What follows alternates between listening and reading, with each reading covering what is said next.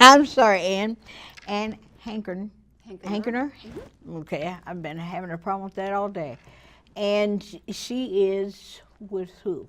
I'm with the League of Women Voters of Ohio, and I've been doing the redistricting lobbying for the last 10 years. Okay. They told me it was longer than that. 12 years. Okay, Tom. Tom Roberts, the Ohio Conference NAACP, and the local branch NAACP, second vice president and political action chair. Okay, well, we've got a good group here today that they know what they're talking about when it comes to this. They've got vast experience in it, and we'll start out with Ann. What can you tell me about these two topics? You can take either one first. Redistricting and gerrymandering.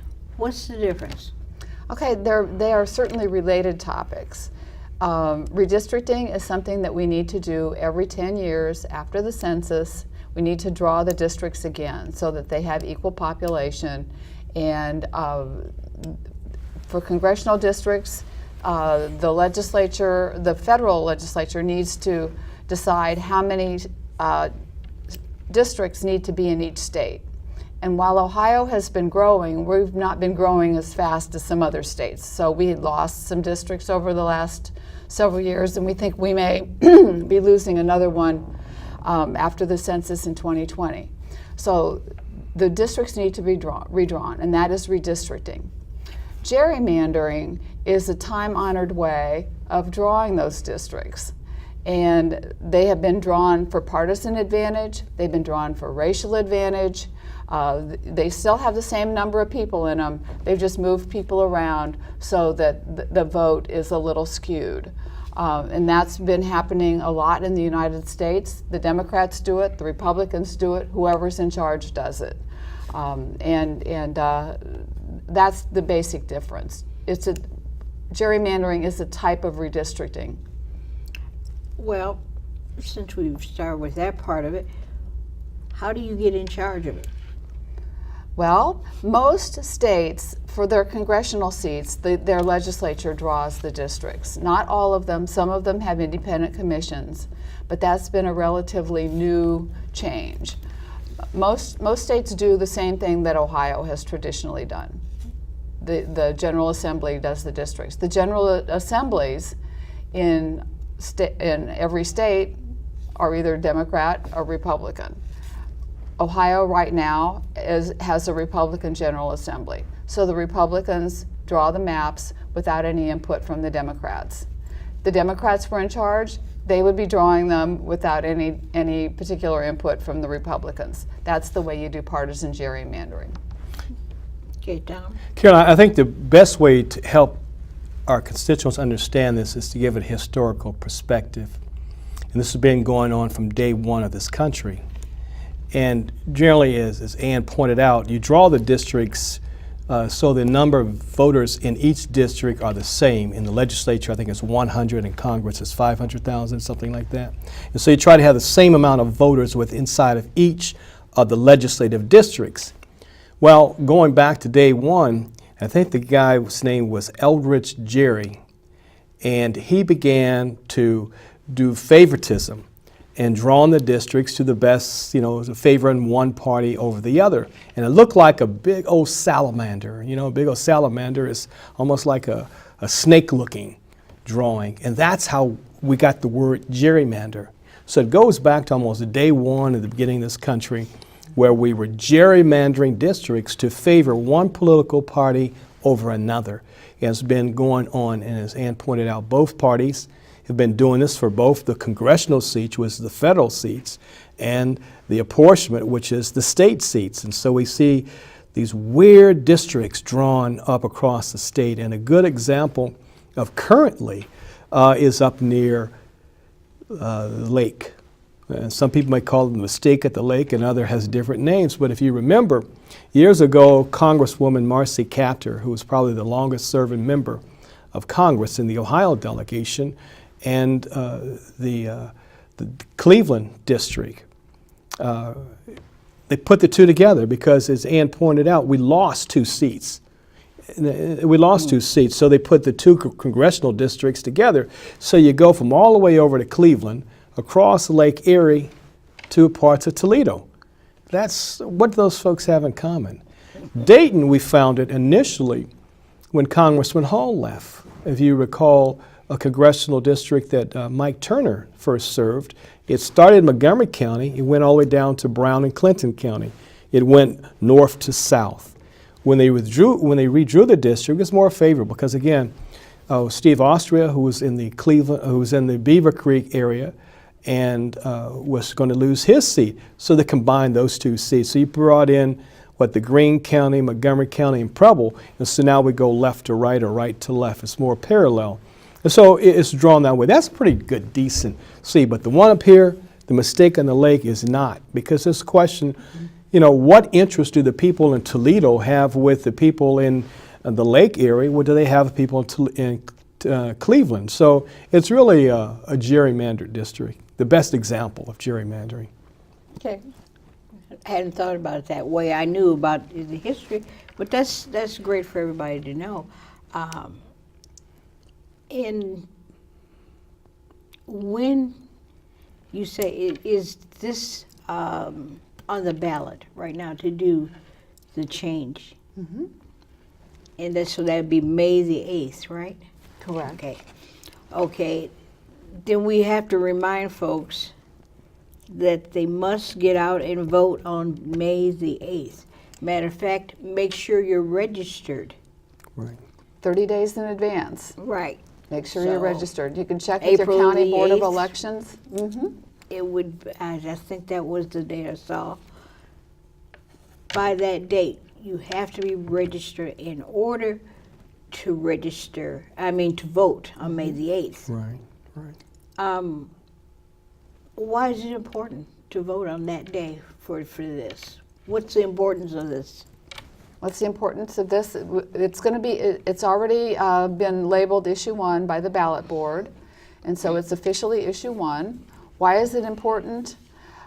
Because it is a way that both parties have come together in agreement, along with a lot of the good government organizations, of a way to do the redistricting that is going to be much less gerrymandered than the way that we're doing it right now. There's a lot of rules about how this has to be done that are going to protect voters from having these very partisan districts where they're very safe, and we already know before the election pretty much who's going to win all of them.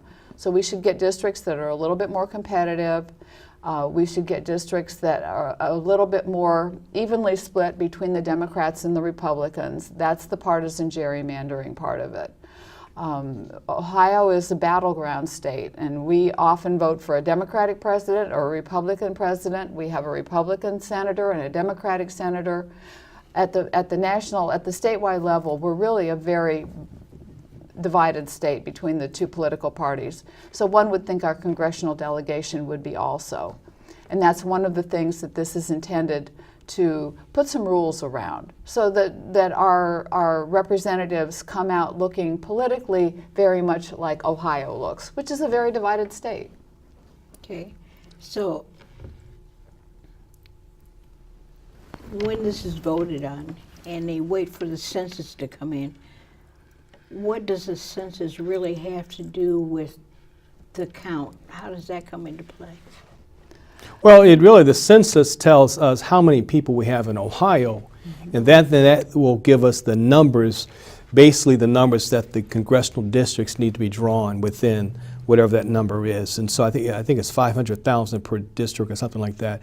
And so it will give us the numbers and actually the geographical areas where these congressional districts need to be drawn. And so it's important that, first of all, people respond to the census material that's coming to them now. They participate in the census, and that will determine how many people in Ohio. And based on that, then the legislature will look at the actual drawing the districts, the drawing, and that's where issue 1 becomes important, because it gives the legislature a guideline. NAACP and League of Women Voters are nonpartisan. All we're after is good government. And so the legislature now has the guidelines by which they must draw these legislative districts. Once those districts are drawn, then 2022, I think, the voters will be voting for the congressional members in these new districts. And so that's the three process. But I think, first of all, our constituents need to understand, participate in the census, respond to the census material, and then hold their legislature feet to the fire when it comes to drawing these districts. This is just the first part of it, voting on the guidelines. But then when they begin to draw the districts in 2021, we need to be at the table to make sure they draw them in a fair way so that there is the balance of power, in Washington. Part of the problem in Washington today is, as we realize, is that they don't have to talk to each other. Whoever's in the majority, the Democrats or the Republicans, can do whatever they want without talking to the other side. Well, when you have a balance, then you have to talk. You have to have some consensus building. And that's what this resolution, this issue 1 will do, is make it fair. And so that's what we're pushing for. Just another comment on the census. It's really important for everybody in Ohio to be counted. We don't want to lose any more congressional seats than what we have to. The federal government will take the whole count of the census, and then they're going to divide up the 435 congressional seats among the states.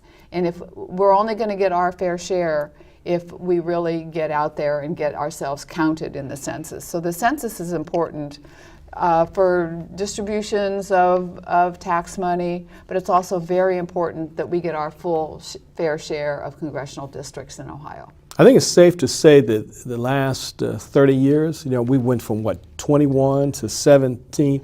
We keep going. 18 yeah. and then 16 and so we keep losing population, or people are not registering, they're not following the census data because over the last 30 years we're going from 21 to 18 in a congressional district. And so the less people who follow and file their census data, that will determine how many people we have in the state of Ohio, how many dollars we get for various programs, but also our congressional makeup as well. Right, and that'll be in 2020. We do the census in years ending with 0. So when all those forms come out, please make sure you fill yours in and get it in correctly so that you can be counted as part of Ohio. You mentioned one thing. Does the number of people in a district correlate also with how many prisons are in those areas? Because don't they count the prisoners as part of the census of how many for money and everything else in that area? They do. They count the prisoners where they are incarcerated rather than their home county or their hometown. And that makes districts that have prison populations really be a little bit overrepresented. Yeah. So you can also try to write to your congressional representative and say, we want prisoners counted where they live, not where they're incarcerated. They're really not connected to that place where they're incarcerated in a political manner. They're connected with their home. Okay. That makes sense to me. You have something else? No, I was just, you reminded me of that. I actually forgot that because that's something that we worked on a couple of years ago, that we were trying to push the accounts of those prisoners to be in the counties where they come from, because a lot of them come from the large urban districts, and I think that hurts, the big 8 when you don't have those numbers put back into those counties. So I think it's a good point. We need to continue to remind ourselves as we're working on this issue. And that's where people are politically connected, and that's where they know their representatives. They don't know the representatives from where they're incarcerated. And so then again, because somebody brought this to me, so when these individuals come home, do their votes come home, or do they stay there?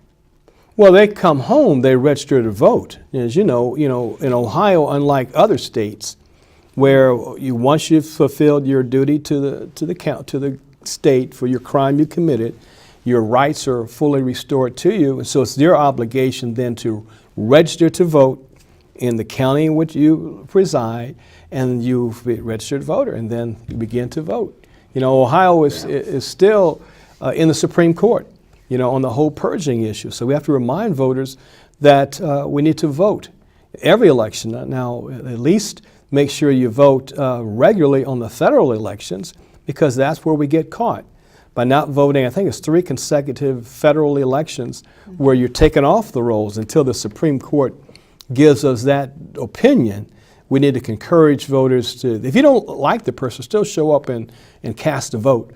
You know, I think one of my former colleagues used to say we should be able to vote for none of the above. Well, until that's on the ballot, we still need to show up and register to vote and vote. And vote for who we can, because what's happening right now is, as you know, Carolyn, it's in the United States Supreme Court, put there by APRI and the League of Women Voters and others who are challenging Secretary Husted's taking the people off the rolls. So I think it's important for us to vote in every election. So I added more to what your question was, but once these individuals have served their time, all their rights are restored, register to vote, and you can vote in the next election. Well, see, the reason why I brought that up is so many times we've got paperwork and things, we try to convince people, and some people, well, I can't vote. Right. And yes, you can vote, even if you're an ex-felon, you can vote, and you can register and do what Absolutely. is your right to do, is Exactly. to vote. Right. And that's been an issue out there too, is about being a registered voter. And there are 3 ways to vote. You can vote early in person. For 30 days beforehand, you can vote early in person. You can vote at the polls on the election day, which I think is really the most fun. And you can also have a no-fault absentee ballot. You can vote by mail. If for whatever reason your work hours don't really permit you to get into one of those places during the workday, vote by mail. It's very easy to do. Well, great. So what we have here is by April the 8th, you must be registered. Right. Yes. Right. And the people that are ex-felons can register to vote. Right. Yes. You can vote by mail, in person, Or at the polls. or at In person at the polls, At the or polls. in person at the Board of Elections. Board of But you Elections. can do that earlier. Right. Right. And then on May the 8th, be sure to vote On issue 1. on Issue 1. Yeah. And Yes on issue 1. Yes, on issue 1. That's right. And I think it's important for us to help folks understand how we got to where we're at on this issue. And for years, groups like the League of Women Voters and Common Cause has been pushing this initiative that's called the Fair Congressional Maps, you know, and the petitions. And I want to thank the people in Montgomery County who signed those petitions, because I think had it not been for the coalition having those petitions in hand, the legislature would have talked to them.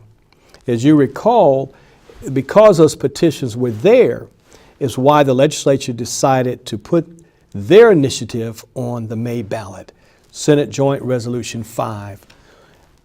Had the petitions not been available, I don't think they would have talked to the coalition.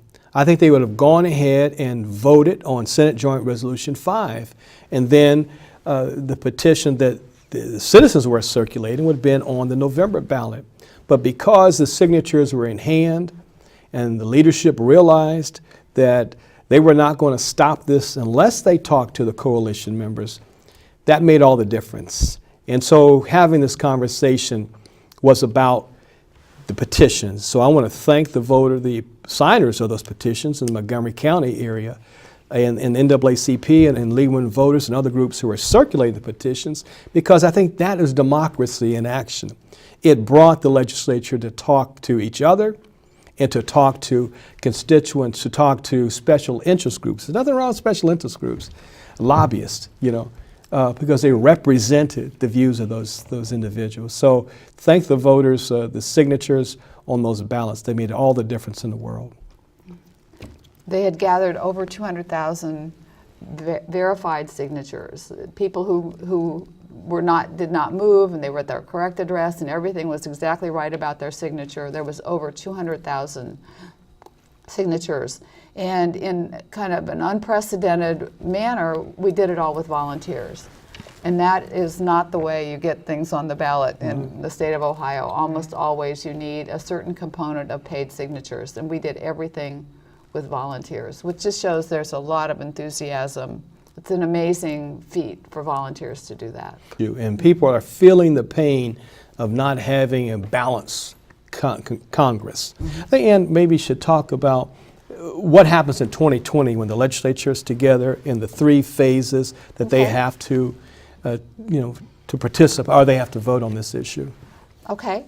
Right now, how we do it is there really are no rules. The Ohio legislature can draw the districts however they want, as long as there's equal population, that they have complied with the Voting Rights Act and make sure they are not doing a racial gerrymander, and the lines are contiguous. That means the whole district is all in one place. It's not part of it over here and part of it over there. So those are the only rules, and you can do a lot within the space of those rules. So one of the big things that you can do within the space of those rules is not confer or take any kind of opinion from the minority party. And that is that's I think the big shift here. And there are rules that are going to be in place for every map that's drawn, whether it's in any one of these 3 stages. It's going to have to comply with federal law. 65 counties need to stay whole, and that is one of the things that we've complained about is all the chopping up. 18 can be split once, and 5 can be split twice.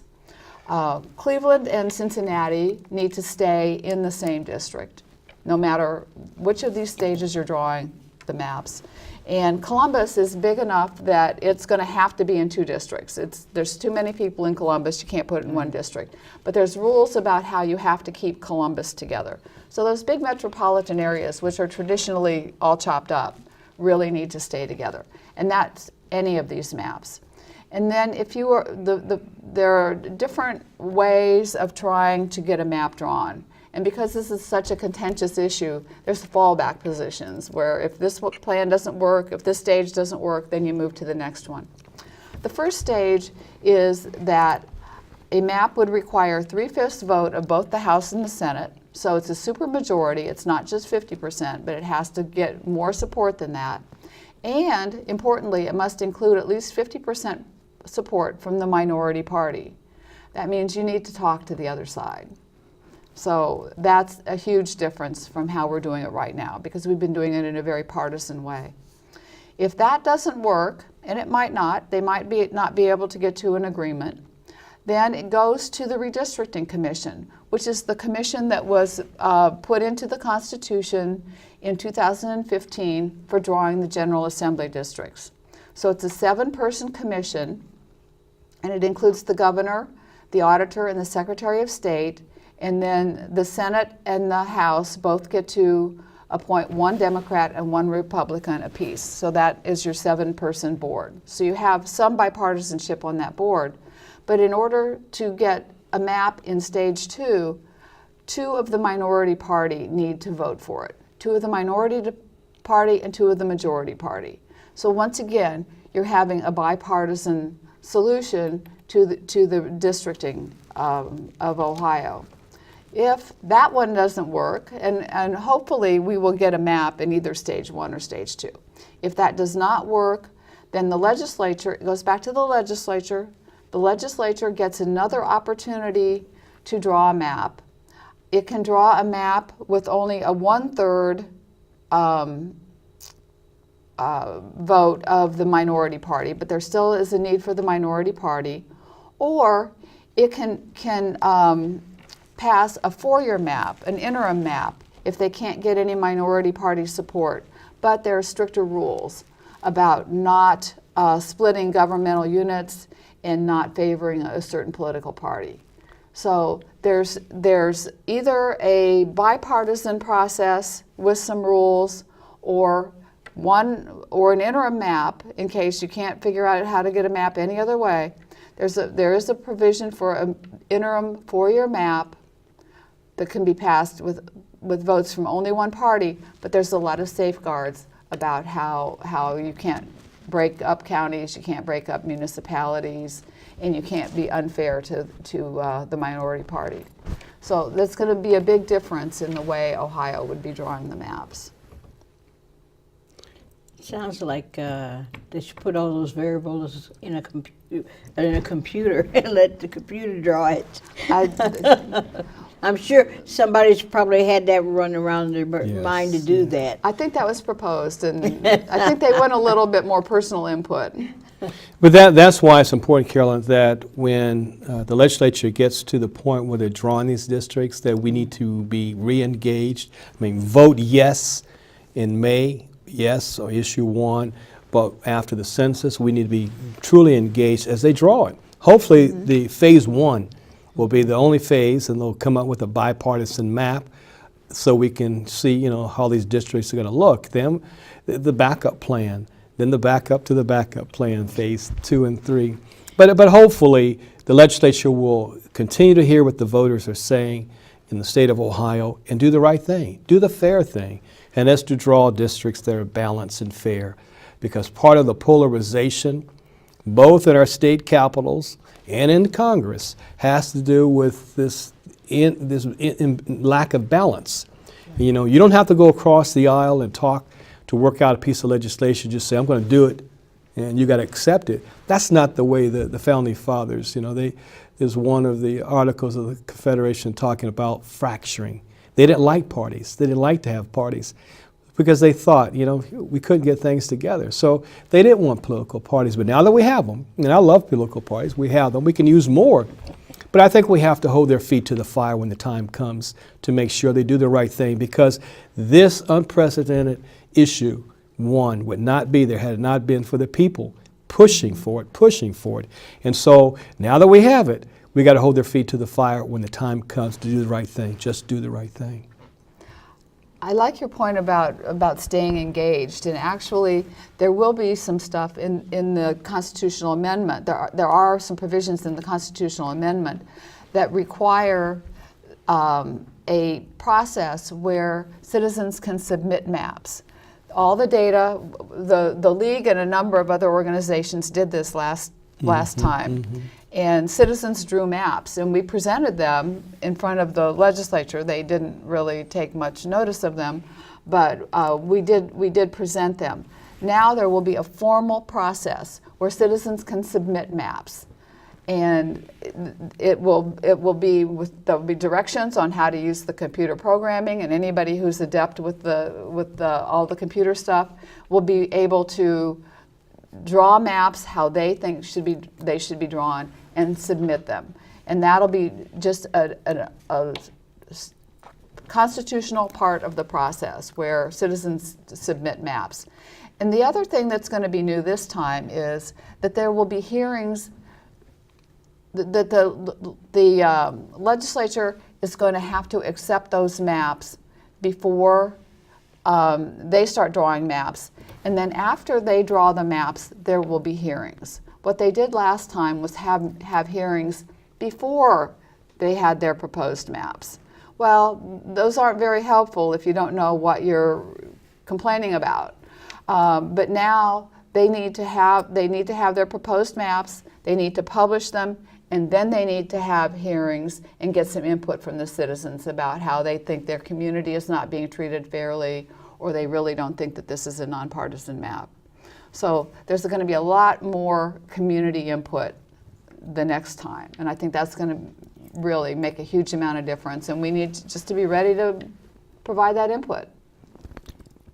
That's great. I'm glad I had a chance to talk to you, because it straightened out some things in my mind. If you would like to call the League of Women Voters, you can call them at any time at 937-228-4041. and we got that number on the screen for you. And that's for here locally. If you want the League of Women Voters for the state out of Columbus, it's 614-467. 469 Oh, I'm sorry, 469 1505. 1505. So either number will get you what you want. If you would like to talk to somebody at the NAACP, our number is 937-222-2172. And you can reach Tom at that number. If he's not there, we'll get the message to him. That'll work, yeah. and also, Carol, they can call the office if they're not sure if they're registered to vote, and if they want to register to vote. And we have the capacity, both with our access to the research that we have available to us. We can tell you if you're a registered voter. So if we're talking about that person who's just got released, then let's check it. Let's come down and register you to vote. If you haven't voted in a while, let's come down and let us check your voting. If you're still an eligible voter, and if you're not, then we can register. If you are a registered voter, you're in good shape. Yeah. But we can do that also in the office. Some You can do that. No, some can do it. No, everybody can, but we've got enough Yeah. folks around Yeah. that can do it for you. And I guess what we'll do right now is kind of wrap it up because we're going to go past our time here after a while. But the main thing is register to vote by April the 8th. Vote on May the 8th.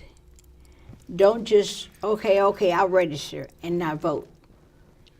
That doesn't count, doesn't make things change, doesn't put people in office that you want. You've got to register, you got to vote. And then when the census comes up, well, you got one more before that, I'm sorry. Our general election, November. Right. Yeah.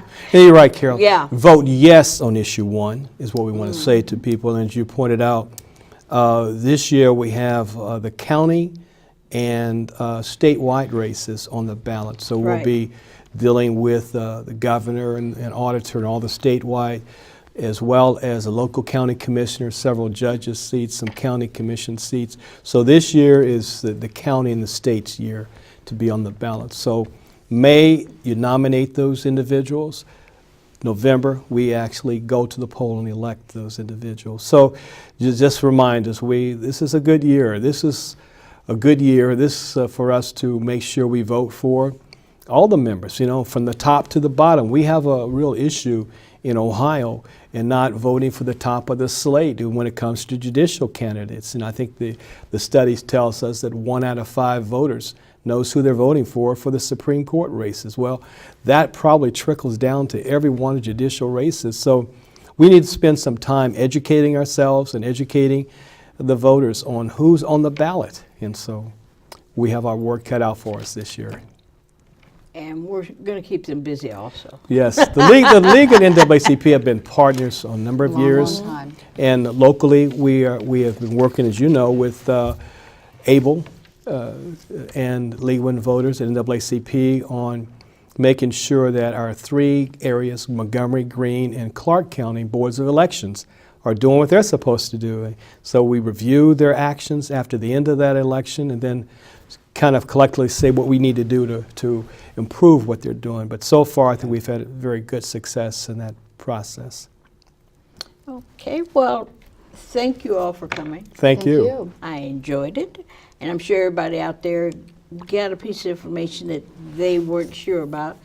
But we're going to wrap it up for today. My name is Carolyn, and I enjoyed being your host today.